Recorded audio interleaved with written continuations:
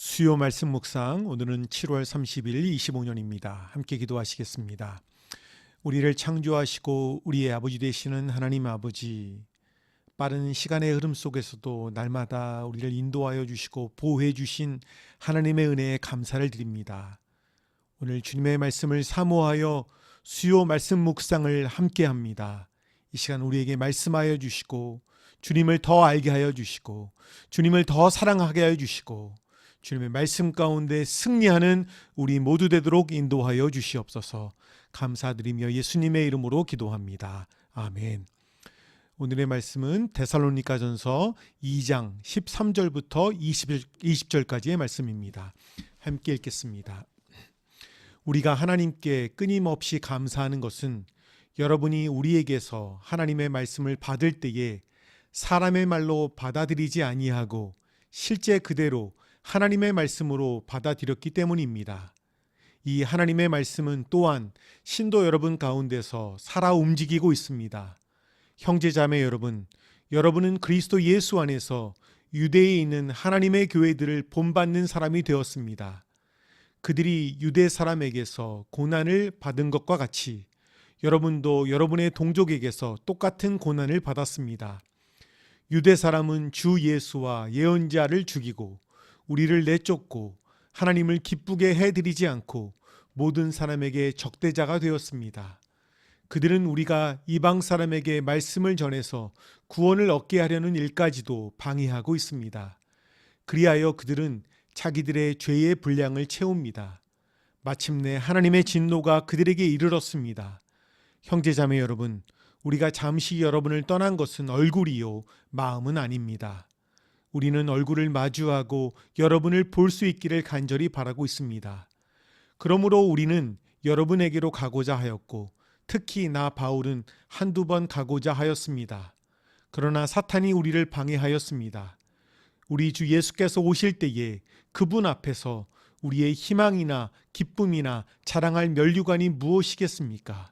그것은 여러분이 아니겠습니까? 여러분이야말로 우리의 영광이요 기쁨입니다. 아멘.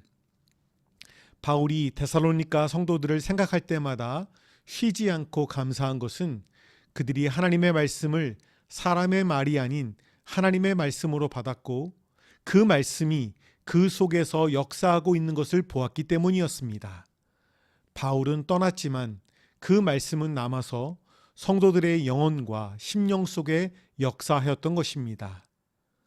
말씀의 홍수 속에 우리는 살아가고 있습니다.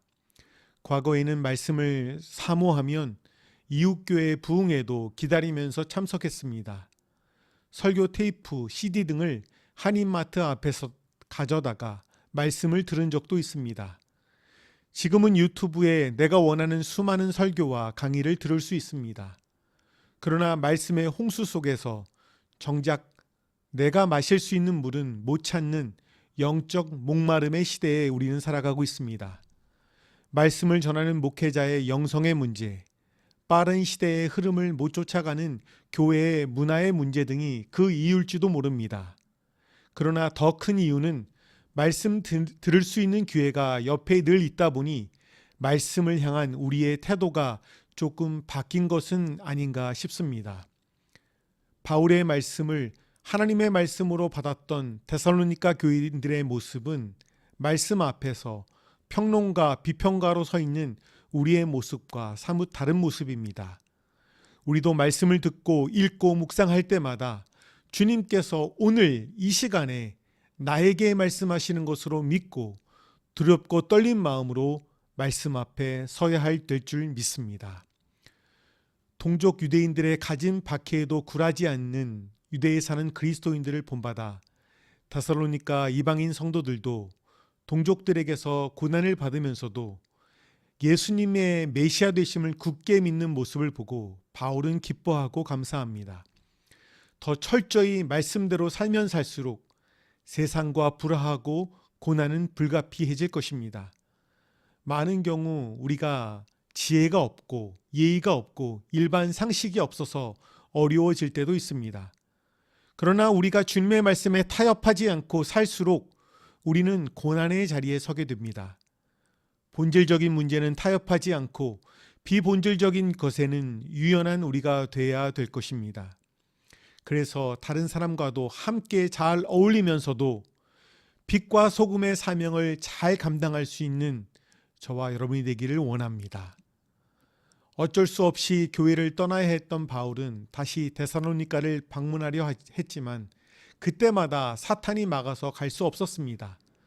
하지만 사탄도 성도들을 향한 사도의 사랑의 열정만큼은 식힐 수가 없었습니다.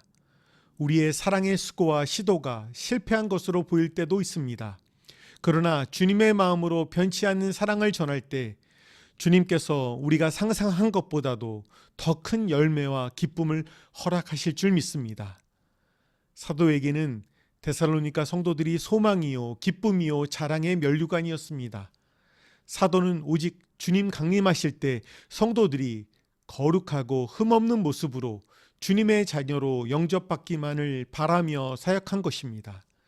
세상적인 보상이나 명예와 권력과는 먼 진정한 예수님의 제자로서의 모습을 우리가 보게 됩니다.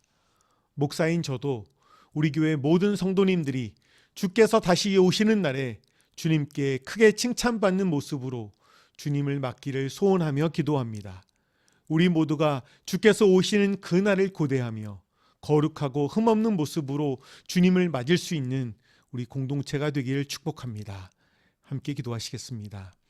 사랑의 하나님, 우리가 말씀을 듣고 읽을 때 평론가로서 비평가로서 활동했던 우리의 교만을 용서해 주시기를 기도합니다. 말씀 앞에서 목마른 사슴이 시냇물을 찾듯이 주님의 말씀을 사모하며 두렵고 떨리는 마음으로 주님의 말씀 앞에 서기를 원합니다. 비본질적인 문제에는 유연함을, 본질적인 문제에는 단호함을 갖는 우리가 되도록 주님의 지혜와 믿음을 허락하여 주시기를 기도합니다. 주님께서 오시는 날까지 거룩함과 흠없는 모습으로 주님의 자녀로 살 수 있도록 날마다 성령 충만을 허락하여 주시기를 기도합니다. 지금 월요일부터 있는 멕시코 선교팀을 통하여 예수님의 복음이 전해지는 역사가 있도록 성령님 역사하여 주시옵소서. 우리 선교팀 모두가 건강하고 안전하게 잘 지내 돌아올 수 있도록 은혜를 베풀어 주시옵소서. 나머지 3일 동안도 성령 충만하여 주님의 기쁨이 되기를 원하며 예수님의 이름으로 기도합니다. 아멘.